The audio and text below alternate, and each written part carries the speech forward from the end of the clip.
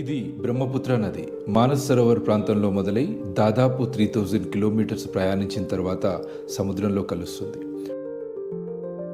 టిబెట్లో ఈ నదిని యార్లుంగ్ సాంగ్పో అని, మన దేశంలో బ్రహ్మపుత్ర అని, బంగ్లాదేశ్లో జమున అని పిలుస్తున్నారు.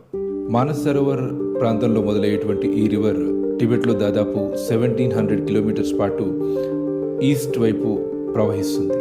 ఆ తర్వాత సౌత్కి టర్న్ తీసుకుంటుంది. ఈస్ట్ నుంచి సౌత్కి టర్న్ తీసుకునేటువంటి ఈ ప్రాంతాన్ని, ఈ రివర్కి సంబంధించి గ్రేట్ బెండ్గా చెబుతారు. చైనా ఇక్కడే వరల్డ్స్ లార్జెస్ట్ హైడ్రో పవర్ డ్యామ్ని కన్స్ట్రక్ట్ చేయాలనుకుంటుంది. ఈ డ్యామ్ పేరు మెడాంగ్. ఇక్కడ డ్యామ్ కన్స్ట్రక్ట్ చేయడం వల్ల పర్యావరణ పరంగా చాలా తీవ్రమైన ప్రతికూల పరిస్థితులు ఏర్పడే ప్రమాదం ఉంటుంది. భూకంపాలు కూడా సంభవించవచ్చు.